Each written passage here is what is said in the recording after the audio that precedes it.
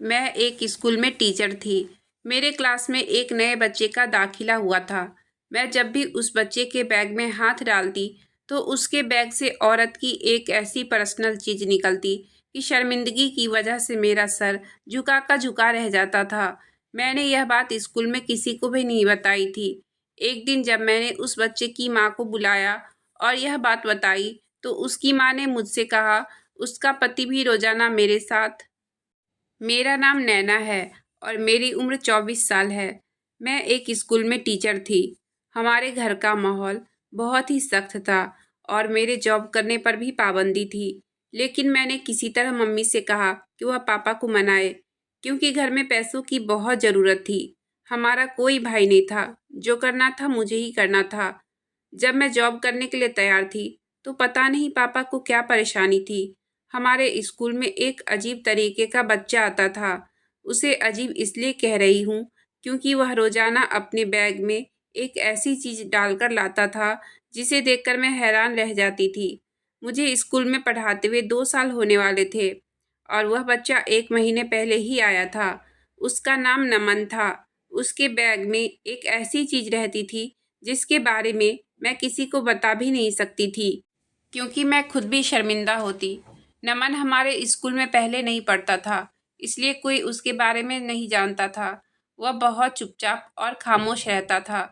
5th class में पढ़ता था और उसकी उम्र 13 साल होगी।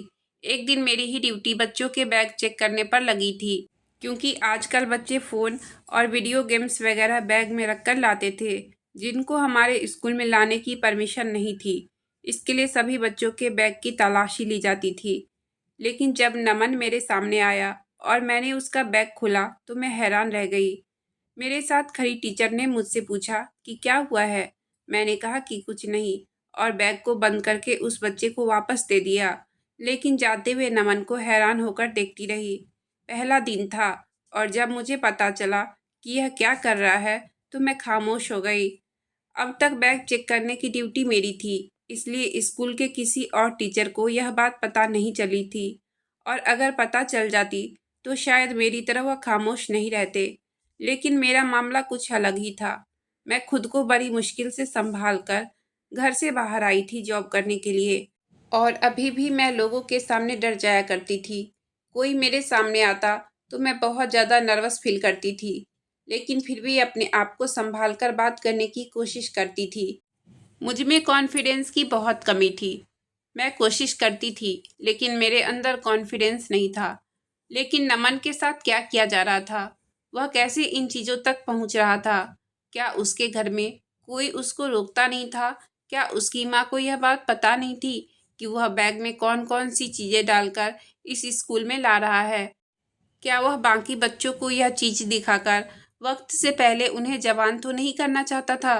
कहीं ऐसा तो नहीं था कि वह छोटा सा बच्चा बेशर्मी फैला रहा था और बच्चों के दिमाग में गंदगी तो नहीं भर रहा था? मैंने नमन पर नज़र रखने का सोचा। मेरे 2 पीरियड्स उसकी क्लास में भी होते थे। मैं बहुत अच्छे से पढ़ाई कराती थी, लेकिन आज मुझे उस पर नज़र रखनी थी। वह बाकी बच्चों की तरह नहीं था, लेकिन थोड़ा चुप रहता था। किसी से ज़्यादा बात नहीं करता था। उसने पूरा दिन ऐसा कुछ भी नहीं किया जो रूल से हटकर था।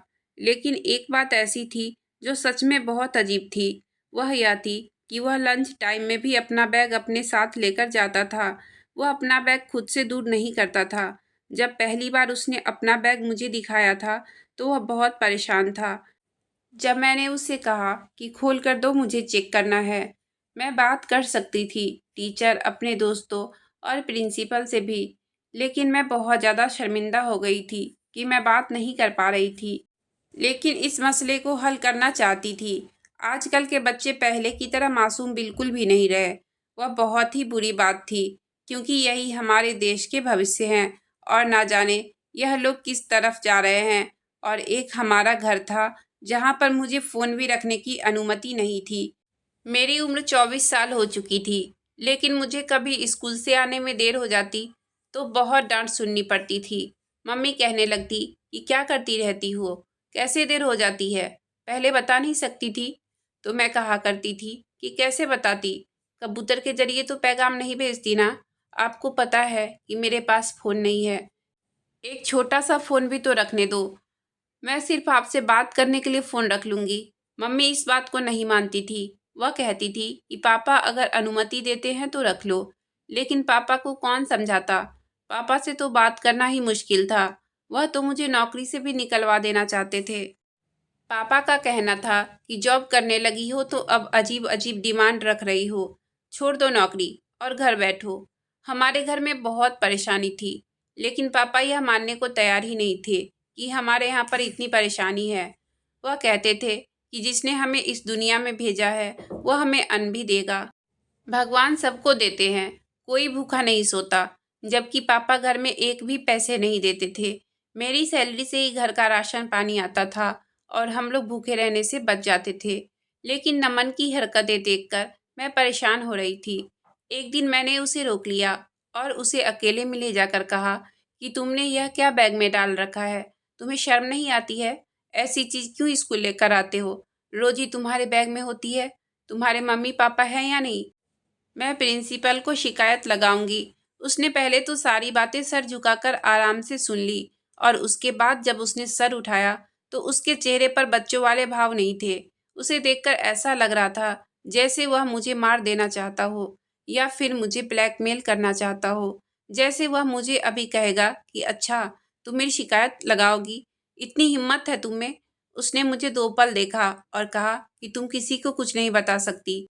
इतना कहकर वह वहां से चला गया और सचमुच मेरी सांस रुक गई थी। मैं डर गई थी, जैसे कि मुझे सच में किसी बड़े आदमी ने धमकी दी हो और कहा हो कि तुम कुछ नहीं बता सकती, और अगर बताओगी तो मैं तुम्हें जान से मार दूंगा या कुछ ऐसा करूंगा जिससे तुमको हमेशा याद रहेगा। उस बच्चे के अंदर न जाने क्या है, साफ साफ जो मुझे महसूस हो गया। और मैंने सच में किसी को कुछ नहीं बताया। मैं किसी को कुछ नहीं बता सकती थी। प्रिंसिपल के सामने इस तरह की बातें कैसे करती? उसको स्कूल से निकाल देते। हो सकता है कि वह ये सब मासूमियत में करता हो, लेकिन आज उसके चेहरे पर मुझे मासूमियत नज़र नहीं आ रही थी। यह बात तो पक्की थी। और यह भी हो सकता था कि कोई और उसके बैग में भी यह चीज़ रखता हो। और अब तो काफ़ी देर हो चुकी थी।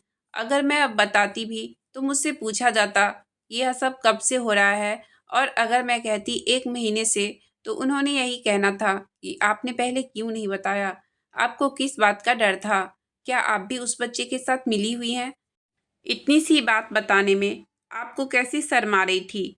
अब तो मैं बीच में फंस चुकी थी, इसलिए मैं चुप ही रही थी और उसकी राजदार बन चुकी थी। एक दिन उसका होमवर्क पूरा नहीं था, तो मैंने उसे डांट दिया और कहा कि तुम्हारा दिमाग पढ़ाई की तरफ नहीं है, किन चीज़ों में लगा हुआ है। इन चीज़ों से अपना दिमाग हटा लो। लेकिन अगले ही दिन कुछ ऐसा हुआ कि मैं हैरान रह गई। मेरे पैरों तले से ज़मीन निकल गई। उस बच्चे ने पोएम याद नहीं किया था। मैं उसे 4 दिन से माफ़ कर रही थी। मेरी आदत नहीं थी।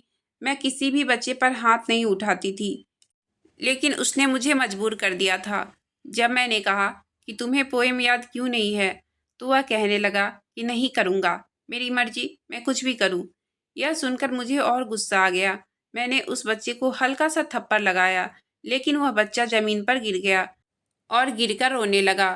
तभी बगल वाले क्लास से टीचर आ गई और कहने लगी, ये आपने क्या कर दिया? यहाँ किसी भी बच्चे को मारने की अनुमति नहीं है। मैं भी बहुत बुरी तरह घबरा गई थी। वह इतनी बुरी तरह से रो रहा था। फिर उसने रोते रोते अपना मुंह बंद कर लिया। उसके मम्मी पापा को बुला लिया गया। थोड़ी देर बाद उसके मम्मी पापा, वह बच्चा, मैं और टीचर जो उसे देखने के लिए आई थी, सब लोग प्रिंसिपल के ऑफिस में खड़े थे। कोर्ट जैसा माहौल बना हुआ था और मुझे सब लोग ऐसे देख रहे थे जैसे मैंने बहुत बड़ा जुल्म कर दिया हो। अब मैं किसी को यह भी नहीं कह सकती थी कि इस बच्चे ने ड्रामा किया है, जानबूझकर मुझे गुस्सा दिलाने के लिए पोएम याद नहीं कर रहा था। लेकिन मैंने सिर्फ इतना कहा कि मैंने इसे हल्के से थप्पड़ मारा है, लेकिन इसका पैर फिसल गया और यह गिर गया। हमारे स्कूल का एक नाम था। हमने यह कह रखा था कि हम यहाँ बच्चों को नहीं मारते हैं, ज़्यादा से ज़्यादा क्लास से बाहर कर देते हैं या फिर क्लास में ही खड़ा कर देते हैं। प्रिंसिपल ने कहा कि आपको मारने की नौबत क्यों आई थी? आप भी तो खड़ा होने की पनिशमेंट दे सकती थी। आपकी इस हरकत की वजह से मैं आपको स्कूल से भी निकाल सकता हूँ। मैं बहुत ज़्यादा परेशान हो गई थी। क्योंकि मैं ऐसा बिल्कुल भी नहीं चाहती थी।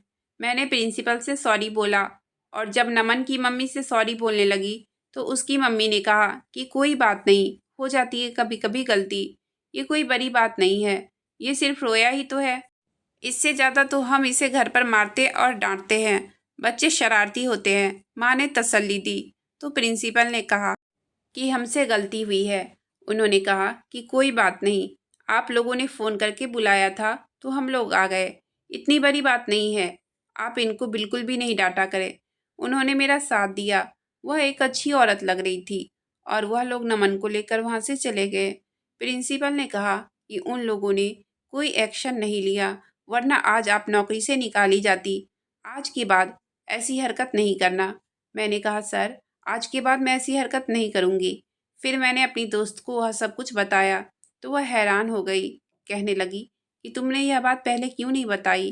तो मैंने कहा कि जो बच्चा इतना बड़ा ड्रामा कर सकता है वो कुछ भी कर सकता है। आज मैं उसकी वजह से नौकरी से जाने वाली थी, अगर मैं उसकी बात बता देती तो उसे तो साफ साफ मुकर जाना था। मुझे लगता है कि उसकी माँ को भी उसके बारे में पता है, तभी तो वह मेरा साथ दे रही थी। मुझे कुछ तो सोचना होगा। मैंने उस बच्चे से बहुत प्यार और अच्छे तरीके से बात कर ली, अब मैं भी चालाकी करूँगी। मेरी दोस्त ने कहा तुम्हें कुछ ना कुछ तो करना चाहिए, लेकिन मैं बहुत ज़्यादा डर गई थी। अगर मेरी नौकरी चली जाती तो हम लोग तो भूखे मर जाते। मुझे कुछ ऐसा करना था जिससे मेरी नौकरी को भी कोई खतरा ना हो। मुझे नमन की माँ बहुत अच्छी लगी थी, शायद वह उसके बारे में बहुत अच्छी तरह से जानती भी थी। उसने मुझसे बहुत अच्छे तरीके से बात भी की थी, इसलिए मैंने सोचा कि मुझे उनसे बात करनी चाहिए, लेकिन मुझे उसका नंबर कहाँ से मिलता। मैंने उस बच्चे की डायरी में देखा जिसमें उसकी मम्मी और पापा दोनों का नंबर लिखा हुआ था। हमारा स्कूल बहुत अच्छा स्कूल था, यहाँ पर हर चीज़ का ख्याल रखा जाता था। अगर किसी बात की कोई इमरजेंसी पड़ जाए, इसलिए मम्मी पापा दोनों का नंबर लिया जाता था। मैंने उसकी मम्मी का नंबर कॉपी कर लिया और घर जाकर कॉल की तो उसने मेरी कॉल नहीं उठाई। उसके बाद मैंने उसे दोबारा कॉल की और फिर मैं अपने बारे में बताया और मैंने उससे कहा कि अगर बच्चा आपके आसपास बैठा है तो आप उससे साइड हो जाइए। उसने कहा कि नहीं, ऐसा नहीं है, आप बेफिक्र होकर बोलिए कि क्या बात है। मैंने कहा कि मैं आपसे अकेले में मिलना चाहती हूँ, लेकिन मैं आपसे स्कूल में नहीं मिल सकती, इसलिए आपको कहीं बाहर मिलना होगा। मुझे आपके बेटे के बारे में बहुत ज़रूरी बात करनी है। मैं सोच रही थी कि वह परेशान होगी, कुछ ना कुछ बोलेगी, लेकिन उसने कहा ठीक है, मैं आपसे मिलने के लिए तैयार हूँ। फिर उसने मुझसे कहा कि मैं कहाँ पर आसानी से आ सकती हूँ। मैं उसे एक जगह बता दी। हमें वैसे भी कोई घूमने जाना था नहीं, हमें सिर्फ बात ही तो करनी थी। वह जगह बात करने के लिए बहुत अच्छी थी। उसने कहा ठीक है, मैं कल वहाँ पर पहुँच जाऊँगी। मैंने उसे स्कूल के बाद का टाइम बताया था, क्योंकि मैं स्कूल के बाद ही वहाँ पर जा सकती थी। उस औरत से बात करके मुझे बहुत अच्छा लगा। उसने मेरी बात बहुत अच्छे तरीके से सुनी। अगले दिन वह मेरे सामने बैठी थी और मैंने उससे बताया कि आपका बेटा स्कूल में बहुत ही अजीबोगरीब चीज़ लेकर आता है। उसने पूछा कौन सी चीज़।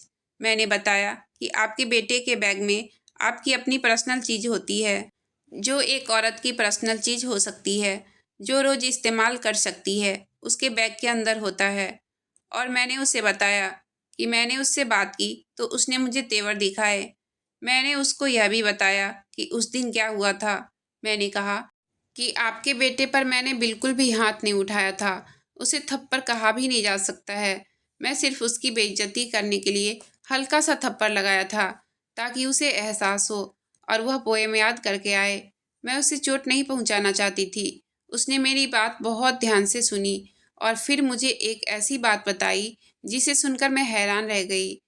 उसने एक बच्चे की तस्वीर दिखाई और कहा कि ये मेरी बेटी है और जिस बच्चे की आप बात कर रही हो वह मेरा बेटा नहीं है। दरअसल मैं उसकी असली माँ नहीं हूँ, सौतेली माँ हूँ। उसमें उसकी कोई गलती नहीं है। वह जो भी हरकतें करता है वह अपने हिसाब से ठीक करता है। मैंने कहा आप कैसी बातें कर रही हो? वह अपने बैग में किसी औरत की पर्सनल चीज़ लेकर आता है, पूरे दिन अपने बैग में रखता है। अगर हम यह तलाशी नहीं लेते तो हमें पता भी नहीं चलता। किसी को भी यह बात पता नहीं है। और जब मैंने उससे बात की तो मुझे ऐसे देख रहा था कि जैसे वह मुझे कोई तकलीफ पहुंचा देगा।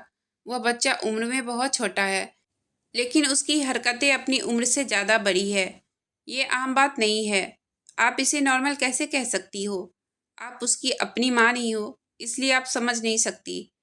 उसने बताया कि इस बच्चे का कोई कसूर नहीं है, यह बहुत छोटा था जब इसकी माँ इसे छोड़कर चली गई। मैंने कहा कि बहुत अफसोस हुआ मुझे यह सुनकर। उसने कहा कि इसकी माँ दुनिया से नहीं गई, बल्कि इसे छोड़कर अपने किसी प्रेमी के साथ चली गई है। उस टाइम नमन 8 साल का था और वह उसे छोड़कर अपने प्रेमी के साथ चली गई और पलटकर उसकी तरफ देखा तक नहीं। तभी से यह अपनी माँ की यादों में खोया खोया सा रहता है और अब यह आम बच्चों की तरह नहीं है। इसके बैग में इसकी माँ का एक जोड़ा और चूड़ी पायल अपने पास रखता है। इसकी माँ अपनी सारी चीज़ें यहाँ से लेकर चली गई और जो थोड़ी बहुत चीज़ें छोड़ गई वह उसको जमा करके अपने पास रखना शुरू कर दिया और अब इन चीज़ों को हमेशा अपने साथ रखता है, किसी को भी हाथ नहीं लगाने देता है। इसके पापा को यह सब पता है। वह भी अपनी पत्नी से बहुत मोहब्बत करते हैं और उन्होंने भी अपनी पत्नी की कुछ चीज़ें बचा रखी है। लोग चले जाते हैं लेकिन अपनी यादें पीछे छोड़ जाते हैं, इसलिए नमन बहुत ज़्यादा बदतमीज हो गया है। इसके पापा को मैं बहुत पहले से जानती हूँ। मेरे पापा और मेरे ससुर आपस में दोस्त थे। दरअसल यह मेरी भी दूसरी शादी है। मेरी जहाँ पहले शादी हुई थी वह लोग अच्छे नहीं थे। उन्होंने मुझ पर बहुत जुल्म किया और मैंने उनसे डिवोर्स ले लिया। मेरी बेटी मेरे पहले पति की है। मैं यहाँ यही सोचकर आई थी कि इस घर को अपना घर समझूंगी, लेकिन यह मुझे अपनी माँ नहीं समझता है। मुझे माँ कहकर भी नहीं बुलाता है। इसके पापा भी बिल्कुल ऐसे ही है। वह भी अपनी पत्नी की चीज़ों को गले से लगा कर रखते हैं, जबकि वह इन्हें धोखा देकर गई है। तब भी वह उसके बारे में कोई बुरी बात नहीं सुनते हैं। कभी कभी मुझे रात को अपने कमरे से रोने की भी आवाज़ आती है। उसके पापा होते हैं जो अपनी पहली पत्नी की जुदाई में रो रहे होते हैं। उस औरत ने इनके साथ अच्छा नहीं किया, लेकिन फिर भी यह दोनों उसके दीवाने हैं। वह इनको इस दुनिया से छोड़कर चली जाती तो शायद इन दोनों का सदमा इतना भारी नहीं होता, लेकिन यह दोनों बाप बेटे एक जैसे ही हैं। मैं इन्हें प्यार करती हूँ, संभालती हूँ, कोशिश करती हूँ कि सब कुछ ठीक हो जाए, लेकिन कुछ भी ठीक नहीं होता है। वह औरत जालिम थी। उसने एक बार भी नहीं सोचा और इतना प्यार करने वाले पति और इतने प्यारे बेटे को छोड़कर चली गई। अच्छा भला यह बच्चा था, लेकिन अब यह वैसा नहीं रहा। इसमें बच्चों वाली कोई बात नहीं रही। यह सबसे बदतमीजी करता है, बुरी बुरी बातें करता है, उल्टे सीधे जवाब देता है, मारपीट करता है। पिछले स्कूल से भी इसलिए ही निकाला गया था क्योंकि वहाँ पर भी इसने एक बच्चे को मारा था। मैंने पति से कहा कि इसे किसी दिमागी डॉक्टर के पास ले जाओ, लेकिन सबसे पहले उसे खुद जाना चाहिए, जिसने आज तक अपनी शादी की रिंग नहीं उतारी है। मैं तो अपनी बेटी को भी उससे दूर रखती हूँ, क्योंकि वह अचानक बहुत गुस्सा करता है। उस औरत की सारी बात सुनने के बाद मैंने कहा कि मैं आपकी मदद करूँगी इस बच्चे को नॉर्मल करने में। उसने कहा, यह सब आप बिल्कुल मत करना, क्योंकि ऐसा बिल्कुल भी नहीं होने वाला है। मैंने बहुत कोशिश की है, लेकिन ऐसा नहीं हो सका। मैंने उस औरत का धन्यवाद किया और उसने मुझे यह भी कहा कि आप यह बात किसी को मत बताना। कल को अगर कोई और टीचर इसके बैग में ये चीज़ें देख लेती है तो इसे बचा लेना। मैंने कहा ठीक है। फिर मैं अपने घर आ गई। अगले दिन क्लास में बैग चेक करने की ड्यूटी दूसरे टीचर की थी, लेकिन मैंने उनको बातों में लगाकर नमन का बैग खुद चेक किया और टीचर से कहा कि इसके बैग में कुछ भी नहीं है। उस दिन नमन को मुझ पर थोड़ा सा भरोसा हुआ था और उसने मेरे साथ दोस्ती कर ली। धीरे धीरे हमारी दोस्ती बढ़ने लगी और उसने मुझे अपनी माँ के बारे में बताना शुरू किया कि वह उसकी माँ की चीज़ें है। मैं उससे बहुत प्यार करता हूँ। मैंने उससे कहा कि कभी कभी हमारे मम्मी पापा हमें छोड़कर चले जाते हैं, लेकिन जाने के बाद भी हमें अपनी ज़िंदगी को जीना पड़ता है। मैंने उसे बहुत समझाया। मैं उससे बहुत प्यार से बातें करती थी। उसे क्वेश्चन याद नहीं होते थे तो मैं उसकी मदद किया करती थी। मुझे हैरानी हुई कि वह सच में एक बहुत अच्छा बच्चा था, लेकिन वह डिप्रेशन में था। धीरे धीरे उसके डिप्रेशन दूर होने लगे तो वह जल्दी ही एक अच्छा बच्चा बन गया और अब वह सबकी इज्जत करता था और सबसे बहुत अच्छे तरीके से बात करता था। मैंने उससे कहा कि एक दिन मैं तुम्हारी नई मम्मी से मिलने आऊँगी, तुम उनको माफ़ कर दो। क्योंकि भगवान कहते हैं कि हमें सबको माफ़ कर देना चाहिए। और जो मम्मी चली गई, उनकी चीज़ों को दिल से मत लगाओ, उन चीज़ों को कहीं संभाल कर रख दो। उसने मेरी बात मानी और उसने ऐसा ही किया। इसी बीच मैंने उसकी माँ से कहा कि वह भी अपने पति को टाइम दे, उसका ख्याल रखे और उसे भी अपनी पत्नी की यादों से निकाले। उसने मेरी बात मानी और अपने घर का माहौल अच्छा करने की कोशिश की। और इसी बीच मेरी दोस्ती उस औरत के साथ हो गई और हम दोनों एक दूसरे से बातें करने लगे। कभी कभी सोच सोच कर हैरान होती हूँ कि हम लोग एक दूसरे को जानते तक नहीं थे। और वह औरत जो उस घर को बिगाड़ गई थी, अब मुझे वह घर संभालना था और वह काम मुझे मेरे भगवान ने दिया था। मुझे इससे कोई फ़ायदा नहीं था, मेरा कोई मतलब नहीं था, लेकिन इससे उनके चेहरे की खुशियाँ लौट आई थी। भगवान ने शायद मुझे उसका गिफ्ट दिया। मेरी शादी बहुत अच्छे घर में हो गई। यह रिश्ता नमन की मम्मी ने करवाया था। लड़के वाले उनके रिश्तेदार थे। अब मैं उसके घर का हिस्सा बन गई थी और मेरा नमन के घर भी आना जाना था और सब कुछ ठीक हो गया था। जिंदगी भर खुद पर ज़रूर फ़ख्र होगा कि मैंने कुछ अच्छा काम ज़रूर किया। आखिर में उस औरत के बारे में यही कहना चाहूँगी कि उसने बहुत गलत किया। उसने दो लोगों की दिमागी हालत ख़राब कर दी, उनकी ज़िंदगी दांव पर लगाई थी। इतने मासूम बच्चे को उसने इतने बड़े डिप्रेशन में डाला और वह कभी नज़र नहीं आई। उसने कभी फ़ोन तक नहीं किया। दुनिया में कैसे कैसे पत्थर दिल लोग होते हैं। भगवान सबका भला करे।